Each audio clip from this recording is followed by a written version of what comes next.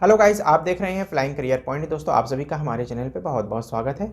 Guys, आज हम लोग बात करने वाले हैं यूपीपीसीएस के एग्ज़ाम में प्री का जो पेपर होता है उसका किस प्रकार का जो है प्रारूप होता है, पैटर्न किस प्रकार का होता है और मेंस एग्ज़ाम का पैटर्न किस प्रकार का होता है, इसके विषय में हम लोग बात करेंगे। तो चलिए आइए स्क्रीन पे चलते हैं और इसको अच्छे से समझते हैं।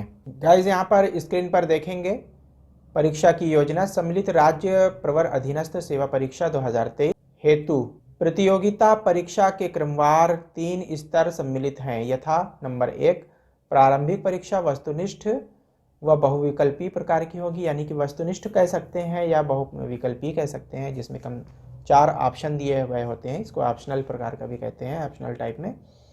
और सेकंड जो एग्ज़ाम होगा उसको मुख्य परीक्षा बोलेंगे और ये परंपरागत प्रकार की होगी, यानी कि इसको जो है आंसर लिखना होता है 5 पेज 6 पेज जो भी आप लिख सकते हैं।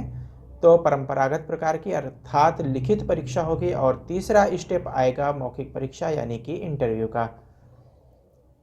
तो ये जो है परीक्षा का प्रारूप होगा, यानी कि आपका जो एग्ज़ाम होगा इस प्रकार से 3 स्टेप में होगा: प्री एग्ज़ाम, मेंस एग्ज़ाम और इंटरव्यू।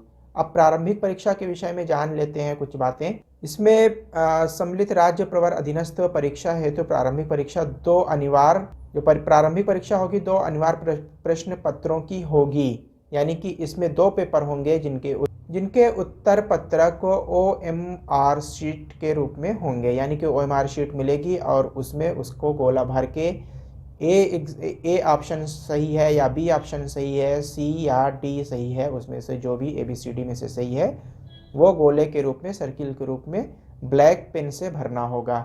सम्मिलित राज्य प्रवर अधीनस्थ सेवा परीक्षा हेतु प्रारंभिक परीक्षा के लिए पाठ्यक्रम इस विज्ञापन के परिशिष्ट 5 में उल्लिखित है। तो परिशिष्ट 5 नीचे दे रखा है, उसके विषय में हम लोग जो है आगे देखेंगे। प्रत्येक प्रश्न पत्र 2 अंकों के तथा 2-2 घंटे के होंगे, यानी जो प्री एग्ज़ाम का जो पहला पेपर और दूसरा पेपर दोनों होगा वो 2-2 घंटे का होगा।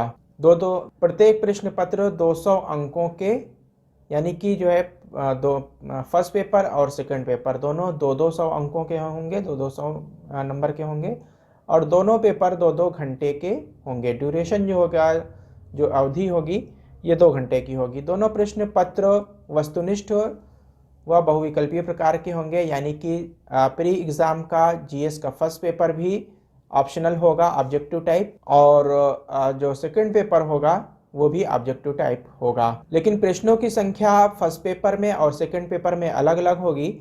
पहले पेपर में इसमें दिया हुआ है कि जिसमें क्रमशः 150 और जो सेकंड पेपर होगा उसमें 100 क्वेश्चन होंगे, यानी कि पहले पेपर में 150 क्वेश्चन होंगे और दूसरे पेपर में प्री एग्जाम की बात कर रहे हैं 100 क्वेश्चन होंगे, सेकंड पेपर में 100 क्वेश्चन होंगे। प्रथम प्रश्न पत्र पूर्वाह्न 9:30 बजे से 11:30 बजे तक तथा द्वितीय प्रश्न पत्र 2:30 बजे से साय 4:30 बजे तक, यानी कि इवनिंग में जो सेकंड मीटिंग होगी उसमें 2:30 बजे से 4:30 बजे तक का ये पेपर होगा। अच्छा, यहाँ पर एक बात और कही गई है कि जो फर्स्ट पेपर होगा उसमें तो जो मेरिट बनेगी, लेकिन जो सेकंड पेपर होगा वो सिर्फ आपका जो है पासिंग मार्क्स लाना है, यानी कि उसमें सिर्फ 33% नंबर लाने हैं। 100 में 33 नंबर अगर आप द्वितीय प्रश्न पत्र, यहाँ पे कह रहा है कि प्रारंभिक परीक्षा का द्वितीय प्रश्न पत्र अर्हकारी होगा, यानी सिर्फ पासिंग होगा।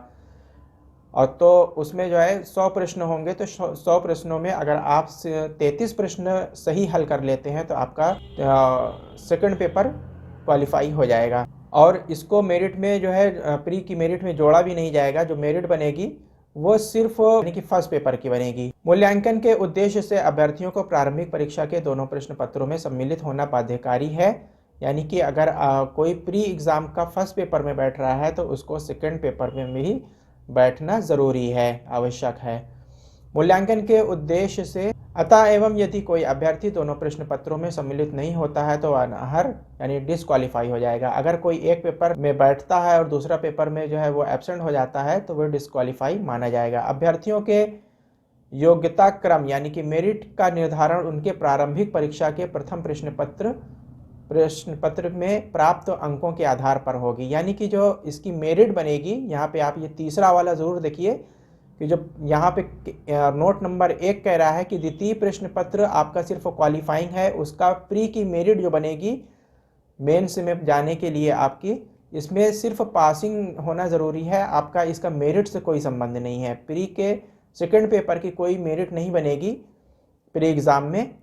और जो थर्ड नंबर है यहाँ पे कह रहा है कि आपको की जो मेरिट बनेगी वो प्रारंभिक परीक्षा के प्रथम प्रश्न पत्र, यानी कि जो पहला पेपर होगा उसकी मेरिट बनेगी।